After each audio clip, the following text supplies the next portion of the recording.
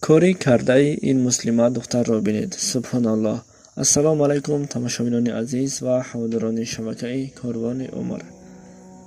دختری مسلمه که مدت دراز در شهر مسکو زندگی میکرد روز خواست به وطن برگردد و همینطور به قطار یعنی به پاییز سوار شد و در ایستگاه پاییز یعنی در وокзال قزاقستان از فرصت استفاده برد. برای خرید کردن مایده چویده می فراید. وقتی بازار داخل می شود به او خبر داده بودند که قطار دیرتر حرکت می کند. برای همین دختر باشد سراسیمه نبود و همین طور قطار می رود. این دختر باشد راه مانده را با طریق ماشین گذشتن را فکر می کند و در همین حالت یک راننده را می یابد و تا به وطنش برده رساندن را می گوید.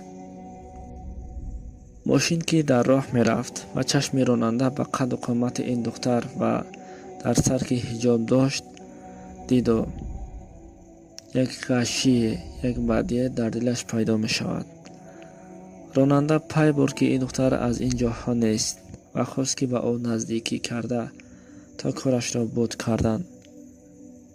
ماشین را به صحرا می برد. در حیاتش کسی را فریب نکردگی این دختری باکره مقصد بعد این جوان را نمی فهمد. همینطور بعدی به داخل جنگل در آمدن پس راننده به دختر برای نیتش نزدیک می شود و دختر می بیند که او را این بدبخت راننده می خواهد به ناموس دختر دست زند. دختر باشد گریه می کند، داد می زند، اما در گرد و اطرافش کسی نبود که تا او را از این ظلمت نجات دهد. دختر کوشش می کند از دست این بدبخت نجات یافته و از ماشین می فراید و برای از پیش برآمده می دود. جوان از پس دختر سر می کرد. دختر که می گریخت از خدا ناموسش را خواسته گریه می کرد. جوان باشد دختر را داشته می گیرد. دختر باشد برای رها کردن خودش با همه قوتش می جنگید. جوان دختر را می زند. با سبب ضربه سخت دختر از هوشش می رود.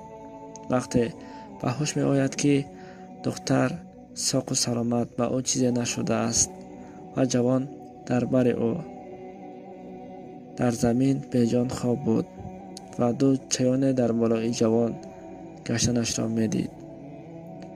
خدا با این رحم خدانش را دیده گریه می کند. دختر یک روز در صحرا می ماند و صبح همان روز با کمک یک راننده رهگذر به وطنش رسیده می آید. ببینید که دختر برای ناموس خود تلاش کرد و خدا را فراموش نکرد. خداوند باشد در چنین مشکلی هایش بر او رحم کرد و از این ظلمت او را نجات داد.